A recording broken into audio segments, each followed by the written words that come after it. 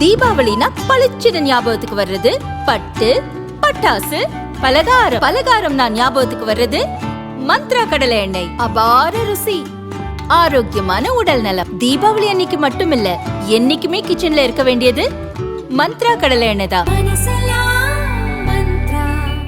10 லட்சம் லேப்டாப் வாங்கி கொடுத்திருந்தீர்கள், 40 லட்சம் பேருக்கு கொடுக்கவில்லை. அவர்கள் உங்களுக்கு எதிராக திரும்பி இருக்கிறார். இந்த லேப்டாப் கொடுத்தா ஜெயிச்சிடலாமா? லேப்டாப் வாங்குற மாணவர்கள் பூரா அந்த லேப்டாப் வாங்கணும்னு அதுல விஜய் படத்தை வச்சு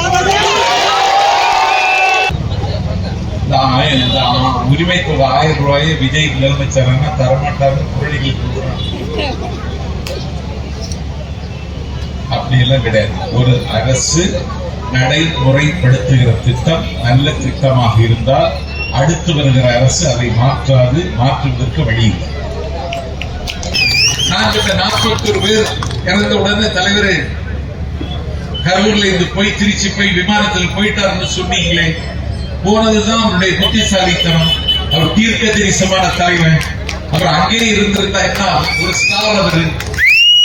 அவரை பார்ப்பதற்கு பல லட்சம் பேர் கூடுவார்கள். அசம்பாவிதம் நடந்து விட்டது என்று கவலையோடு பல பேர் லட்சக்கணக்கில் திரளுவார்கள். காவல்துறை இந்த கூட்டத்தை கட்டுப்படுத்த முடியாது. 41 பேர் இறந்தா தலைவர் அங்கேயே நின்றிருந்தால் 82 இருக்கும். அதனாலதான் நிலைமை மோசமாகிவிடக் கூடாதுன்னு எங்கள் தலைவர் போயிட்டாரு. இன்னைக்கு என்னாச்சு? அந்த 41 குடும்பத்தை எங்கள் தலைவர் தத்தெடுத்துக்கிட்டாரு.